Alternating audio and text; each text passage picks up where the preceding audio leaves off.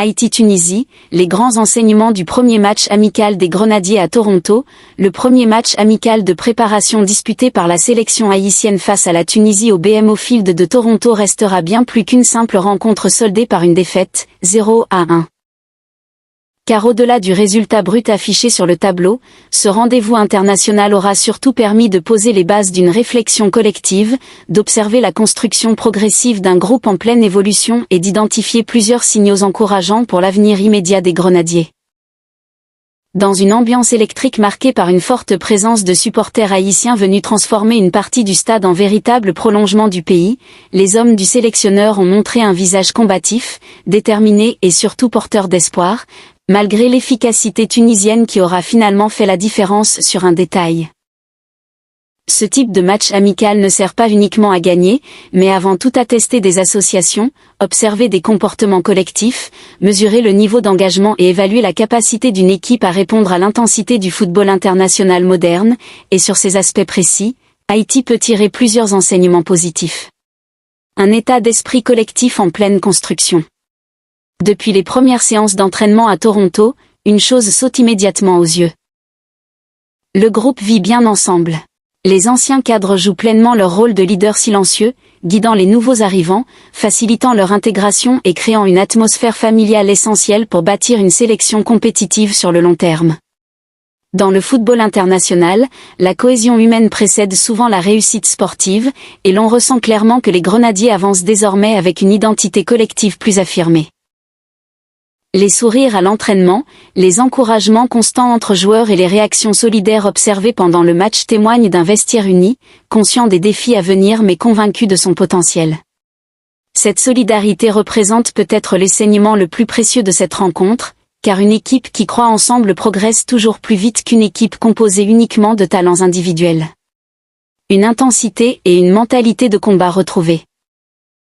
Face à une sélection tunisienne reconnue pour sa discipline tactique et son expérience internationale, les Grenadiers n'ont jamais adopté une posture attentiste. Au contraire, l'équipe haïtienne a affiché une volonté claire de presser haut, de perturber la relance adverse et d'imposer un rythme capable de déstabiliser l'organisation nord-africaine. Même après avoir concédé l'unique but du match, les joueurs haïtiens ont continué à pousser, démontrant une résilience mentale importante et une capacité à rester concentrés jusqu'au coup de sifflet final. Cette intensité constante montre que le groupe comprend désormais les exigences physiques du football moderne, où l'engagement sans ballon devient aussi déterminant que la qualité technique. Les séquences de pressing collectif, parfois désordonnées mais toujours courageuses, illustrent une équipe en apprentissage, prête à souffrir ensemble pour progresser. Agnès Delcroix, une présence rassurante en défense. Au cœur du dispositif défensif, Agnès Delcroix a confirmé les attentes placées en lui. Calme sous pression, propre dans ses interventions et lucide dans ses choix de relance, le défenseur a apporté une stabilité précieuse face aux offensives tunisiennes. Son association avec Ricardo Adé commence progressivement à prendre forme, offrant à Haïti une charnière centrale capable d'allier puissance physique et intelligence de placement. Bien sûr, certains automatismes restent à perfectionner, notamment dans la gestion des transitions rapides, mais la base apparaît solide.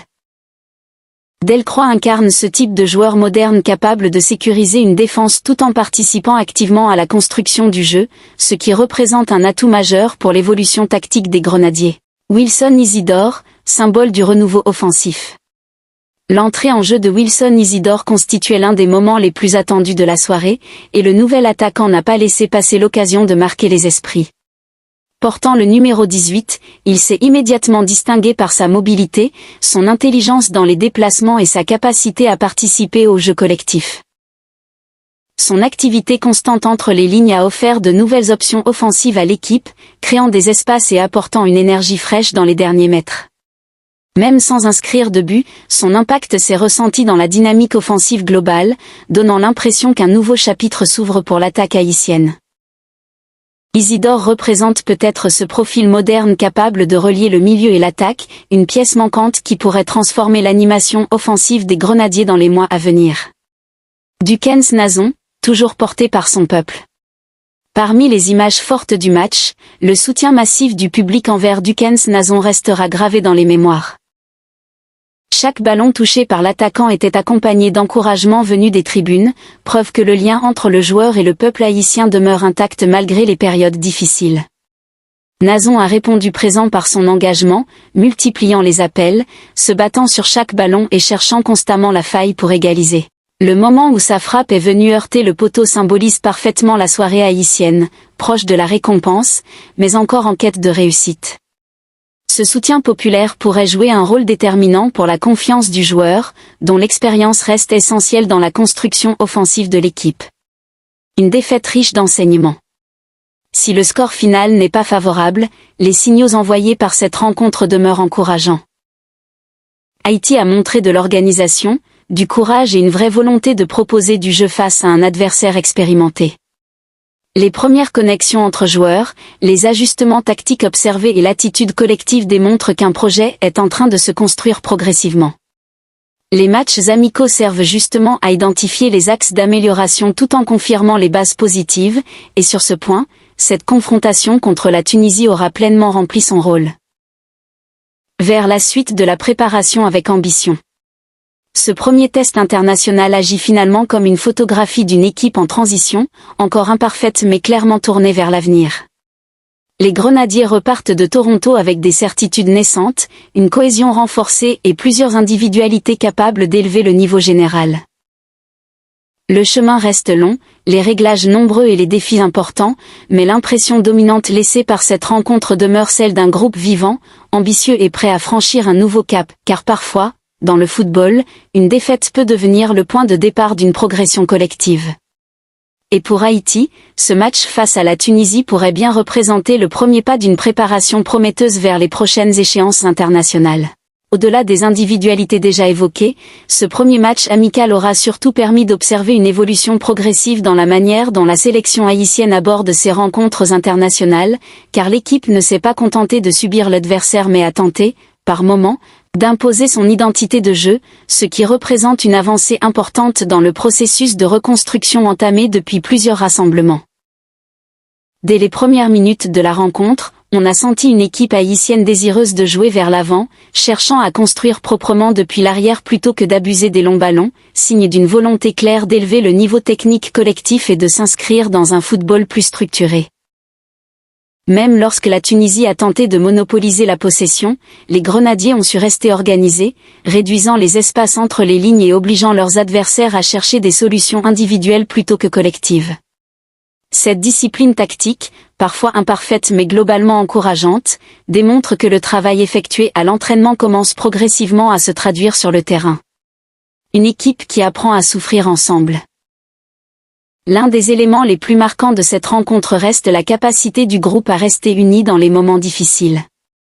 Après l'ouverture du score tunisienne, on aurait pu craindre une baisse mentale ou une désorganisation progressive, mais au contraire, les joueurs haïtiens ont affiché une réaction collective intéressante. Chaque duel était disputé avec intensité, chaque repli défensif effectué avec solidarité, et chaque récupération de balles célébrée comme un signal de résistance. Cette capacité à souffrir ensemble constitue souvent la première étape vers la construction d'une équipe compétitive sur la scène internationale. Le football moderne récompense rarement les équipes talentueuses mais désunies, tandis que les formations solidaires parviennent souvent à dépasser leurs limites. L'importance du banc et des rotations. Un autre enseignement majeur concerne l'apport des remplaçants. Les entrées en jeu ont apporté du rythme, de la fraîcheur et parfois une nouvelle lecture tactique du match, prouvant que la profondeur de l'effectif haïtien s'améliore progressivement. Les changements opérés ont permis à l'équipe de conserver une certaine intensité physique jusqu'aux dernières minutes, ce qui n'était pas toujours le cas lors des précédentes campagnes internationales. Cela montre que la sélection commence à disposer d'un groupe élargi capable de répondre aux exigences d'un calendrier international dense. La concurrence interne devient ainsi un moteur de progression individuelle et collective. Une transition offensive en construction.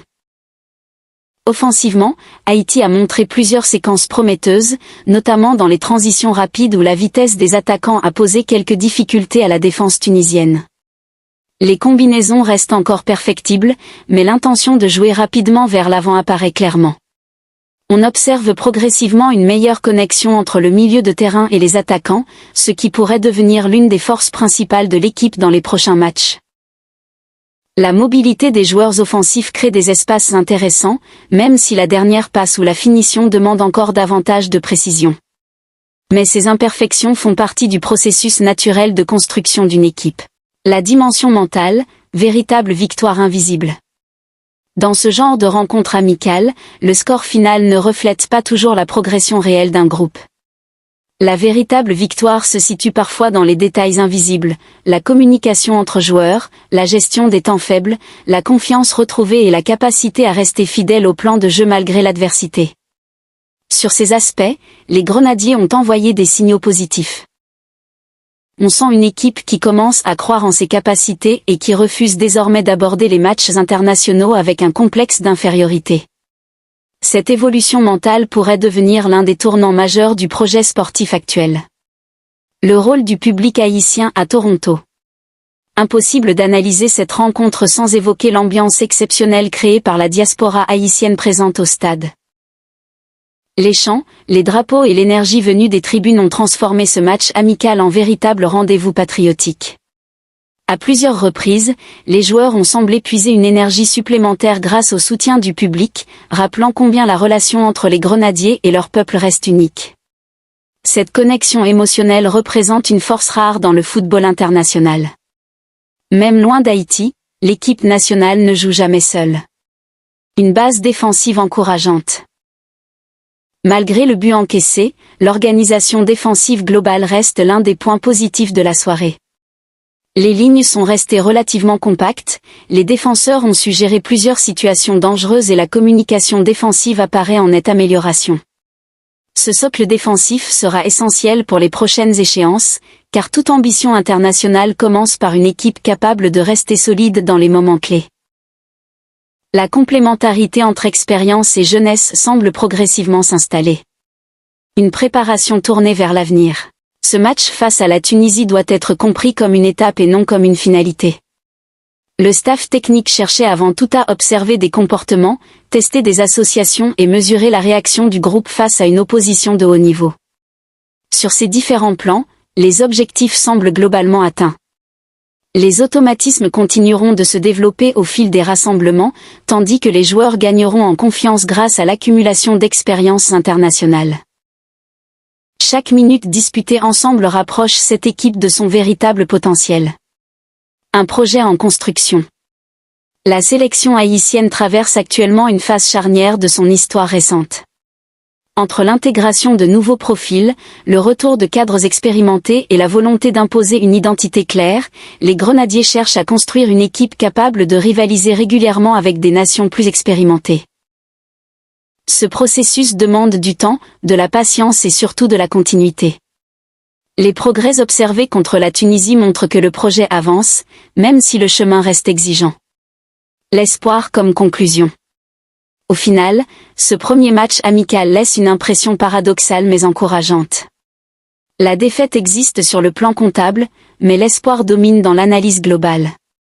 Haïti a montré du caractère, de l'envie et une réelle progression collective. Les bases semblent posées pour une préparation constructive, et les prochaines rencontres permettront de confirmer cette dynamique naissante. Car dans le football international, les grandes équipes ne naissent pas en une soirée.